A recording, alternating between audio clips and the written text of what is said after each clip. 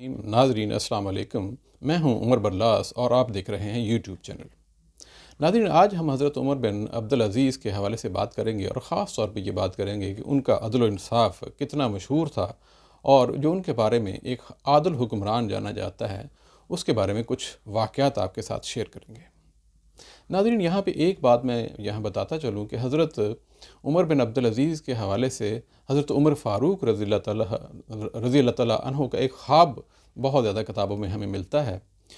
جب وہ فرماتے ہیں کہ میری اولاد میں سے ایک ایسا شخص ہوگا جو اس زمین کو عدل سے بھر دے گا۔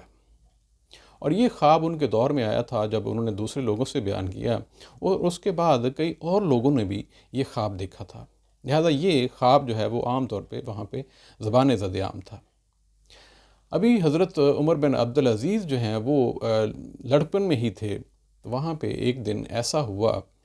کہ وہ ایک استبل دیکھنے گئے جو کہ ان کے والد صاحب کا تھا، اور استبل جب دیکھنے گئے تو وہاں پہ گھوڑے نے ان کے چہرے پہ لات ماری اور ایک اچھا خاصا زخم آ گیا جس سے خون بہنے لگا۔ حضرت عمر بن عبدالعزیز کے والد جو ہیں وہ فوراً پریشان ہوئے اور وہ چہرے سے خون صاف کرتے جاتے اور ساتھ کہتے جاتے کہ یہی وہ اشج بنی امیہ ہے جس کے بارے میں حضرت عمر فاروق رضی اللہ تعالیٰ عنہ کا خواب تھا۔ یعنی کہ اس خواب میں حضرت عمر فاروق رضی اللہ تعالیٰ عنہ نے یہ بھی دیکھا تھا کہ میری اولاد میں ایک ایسا شخص ہوگا جس کے چہرے پہ زخم کا نشان ہوگا اور وہ اتنا عادل حکمران ہوگا کہ زمین کو عدل سے بھر دے گا۔ جب یہ سارا معاملہ دیکھا، جب ان کے بھائی کو پتہ چلا جس کا نام تھا اسبغ، جب اسبغ وہاں پہ آیا تو وہاں پہ دیکھ کے وہ بجائے اس کے کہ افسردہ ہوتا کہ اس کا بھائی زخمی تھا، لیکن جب اس نے چہرے پہ زخم کا نشان دیکھا تو بڑا خوش ہوا، بلکہ اس کے باپ جو ہیں وہ اس وقت ناراض بھی ہوئے تھے کہ بیٹے کے زخمی ہونے پہ تو خوش ہو رہا ہے۔ پھر اسبغ نے یہ کہا، چونکہ مجھے بھی حضرت عمر فاروق رضی اللہ تعالیٰ عنہ کا وہ خواب یاد ہے جس میں انہوں نے کہا تھا کہ میری اولاد میں ایک ایسا شخص ہوگا جس کے چہرے پہ زخم کا نشان ہوگا اور وہ اس زمین کو عدل سے بھر دے گا، تو یقیناً میرا بھائی جو ہے وہی خوش قسمت انسان ہے۔ ناظرین، یہ عمر بن عبدالعزیز جب خلیفہ بنے، امیر المومنین بنے، تو وہاں پہ ایک واقعہ میں آپ کے ساتھ شیئر کرتا ہوں۔ مسلمانوں نے جب سمرقند پہ اب یوں کہہ لیں کہ فتح حاصل کی تو وہاں پہ اس سے پہلے کاہنوں کی حکومت تھی، اور وہ واقعہ میں آپ سے شیئر کرتا ہوں کہ جب مسلمانوں کی حکومت تھی تو کاہن وہاں پہ زیر زمین چلے گئے، اب یوں کہہ لیں کہ چھپ چھپ کے میٹنگیں کرتے تھے اور سازشیں کرتے تھے۔ چونکہ مسلمانوں کا وہ مقابلہ تو نہیں کر سکتے تھے یا کر پاتے تھے، تو انہوں نے پھر ایک میٹنگ کال کی، اور جو کاہنوں کا سردار تھا ایک رات اس نے میٹنگ کال کر کے یہ بات جو ہے سب لوگوں سے، وہ جو ایک معبد تھا، جو محل تھا سمرقند میں، اس کے پاس ایک بت کدہ تھا، اس بت کدے کے اندر کاہن سارے جمع ہو گئے، اور سردار نے کہا کہ ہم مسلمانوں سے یوں تو مقابلہ نہیں کر سکتے، لیکن ہم نے سن رکھا ہے کہ یہ جو مسلمانوں کا حکمران ہے وہ بڑا عادل ہے، تو ہم ایسا کرتے ہیں اس تک جو ہے وہ اپنی شکایات پہنچاتے ہیں اور دیکھتے ہیں کہ وہ ہمارے ساتھ کیسے انصاف کرتا ہے۔ لہٰذا اس سردار نے ایک ایسے آدمی کو چنا جو کہ عربی زبان پہ جس کو عبور حاصل تھا، لہٰذا اس کو ایک شکایت نامہ لکھ کے دیا جس میں یہ کہا گیا کہ مسلمانوں نے ہمارے شہر پہ قبضہ کیا ہے اور دھوکے سے قبضہ کیا ہے۔ وہ سارا شکایت نامہ لے کے وہ شخص وہاں سے چلا اور بخارا کی طرف رخ کیا، اور راستے میں چلتا ہوا کئی ہفتوں کا، بلکہ یوں کہا جاتا ہے کہ وہ بھاگم بھاگ جو ہے وہ جلد از جلد جو ہے وہ مسلمانوں کے حکمران تک پہنچنا چاہتا تھا۔ وہ حلب پہنچا، اور حلب کے بعد جو ہے وہ آخر کار دمشق پہنچ گیا۔ وہاں سب سے پہلے وہ سرائے میں اس نے قیام کیا اور سرائے کے مالک سے ملا اور کہا کہ جو مسلمانوں کے یہاں پہ خلیفہ ہیں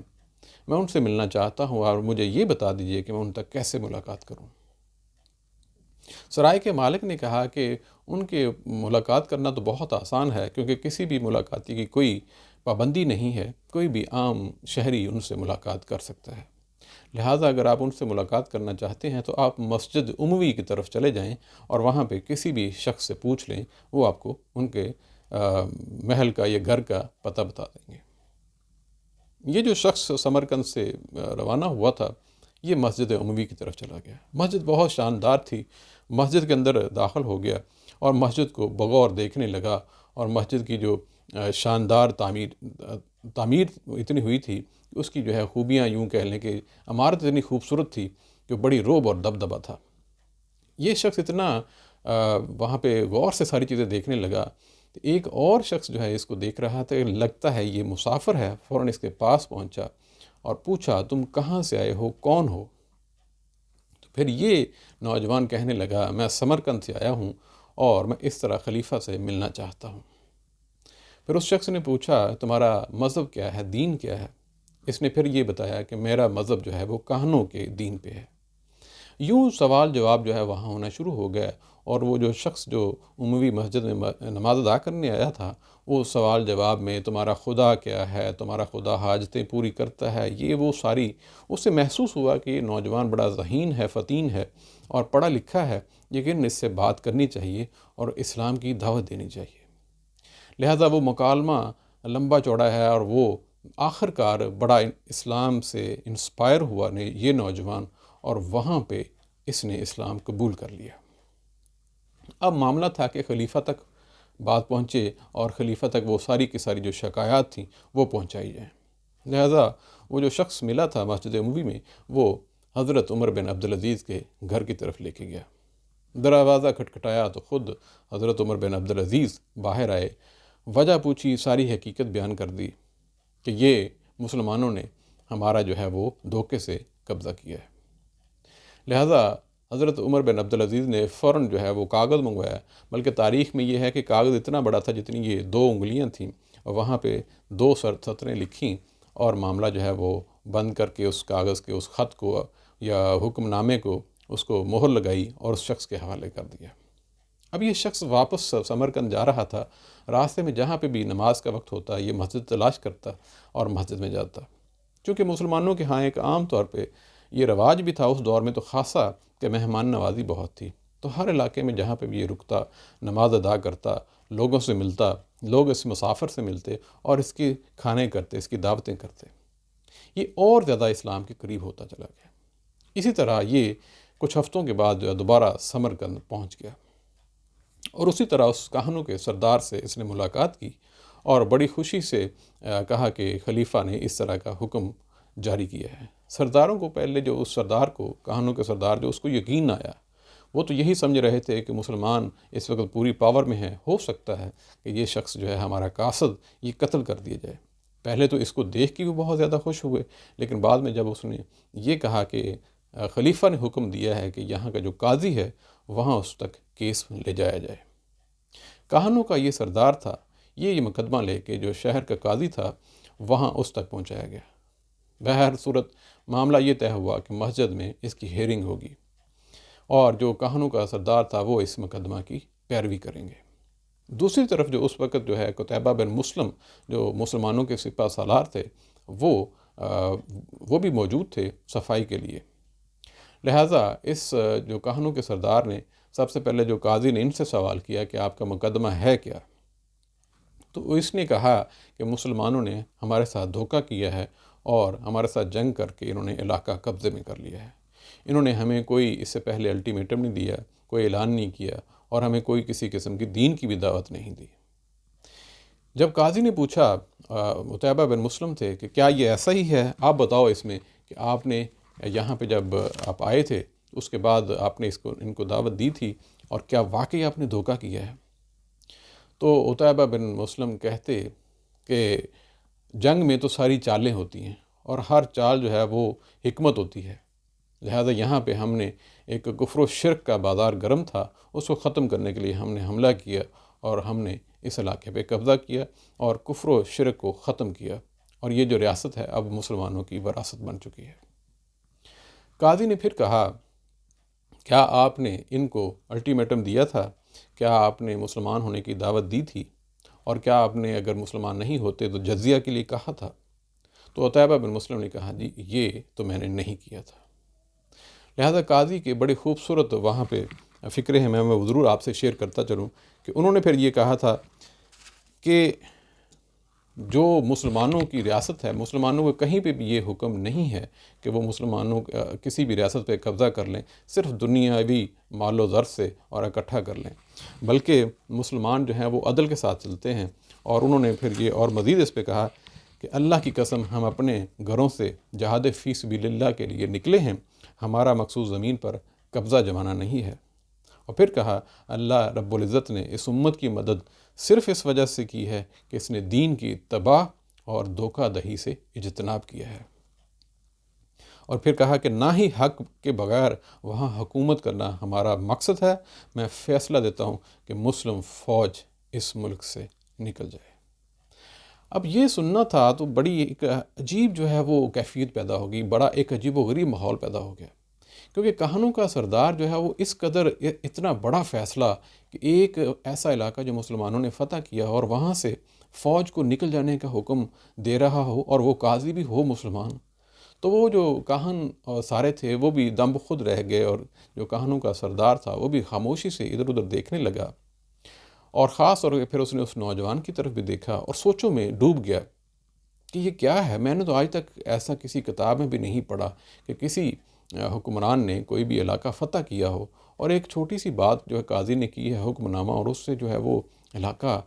فوجیں نکل جانے کا حکم ہو۔ ابھی وہ مسجد میں ہی بیٹھا تھا کہ اسے شور و غوغا تھوڑا سا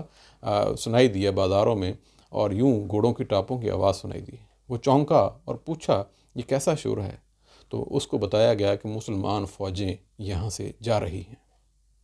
اب وہ جو کاہنوں کا سردار تھا وہ اور زیادہ متاثر ہوا،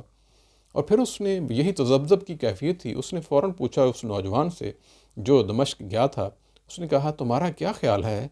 یہ سارا کچھ کیا ہے، اور کیا یہ ایسا ہی سچا مذہب ہے؟ اس نے چونکہ وہ پہلے ہی مسلمان ہو چکا تھا، اور پھر راستے میں بھی جس طرح اس کے ساتھ مختلف لوگوں نے اس کی دعوتیں کی تھیں اور اس کے ساتھ جو حسن سلوک کیا تھا، وہ اور زیادہ متاثر ہو گیا تھا۔ تو اس نے کہا کہ میں تو شہادت دیتا ہوں کہ یہی جو دین ہے یہ سچا مذہب ہے، اور سب سے پہلے میں اسے قبول کرتا ہوں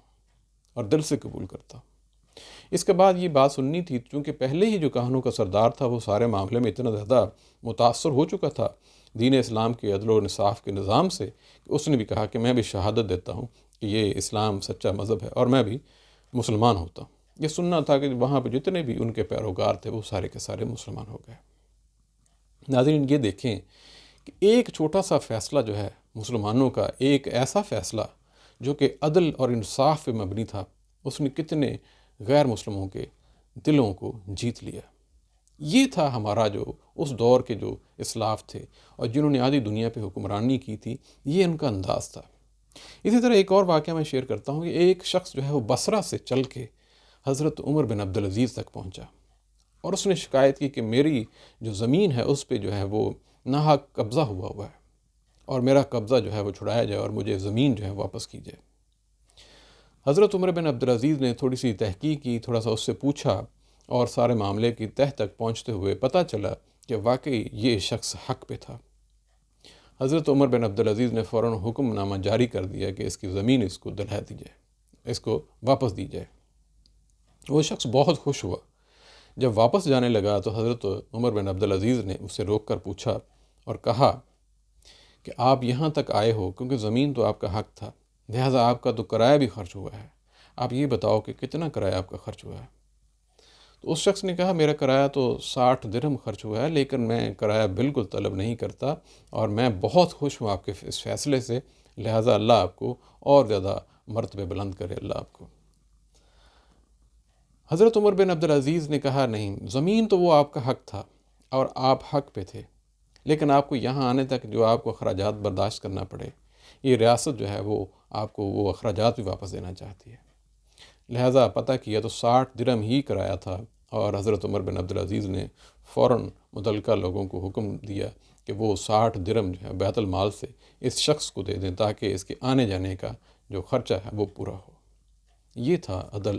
حضرت عمر بن عبدالعزیز کا۔ ناظرین ایک اور واقعہ بھی میرے ذہن میں آ رہا ہے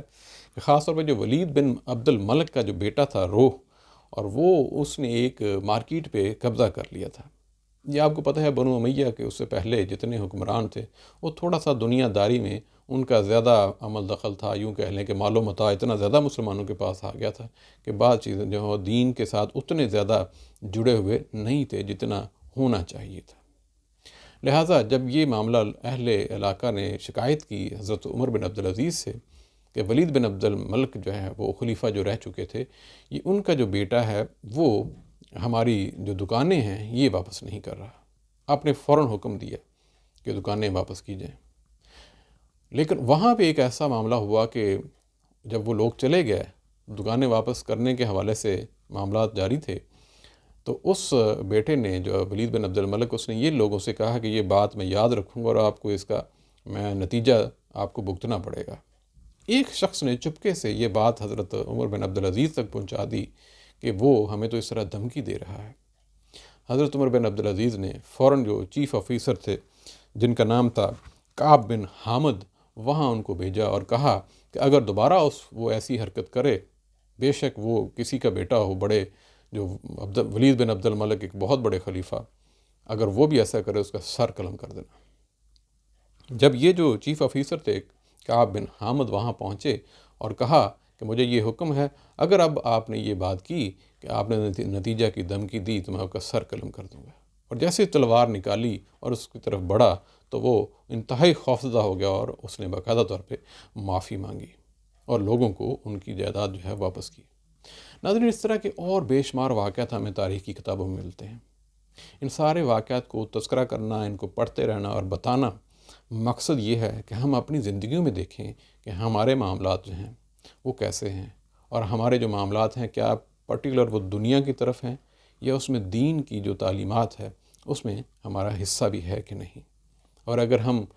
دنیا کی طرف زیادہ ہیں اور دین کی طرف کم ہیں تو یقیناً ایک دن ہمیں ان ساری چیزوں کا جواب دینا ہوگا۔ آج اتنا ہی، پھر کسی اور ٹاپک کے ساتھ ملتے ہیں۔ اپنا خیال رکھیے گا۔ اللہ حافظ۔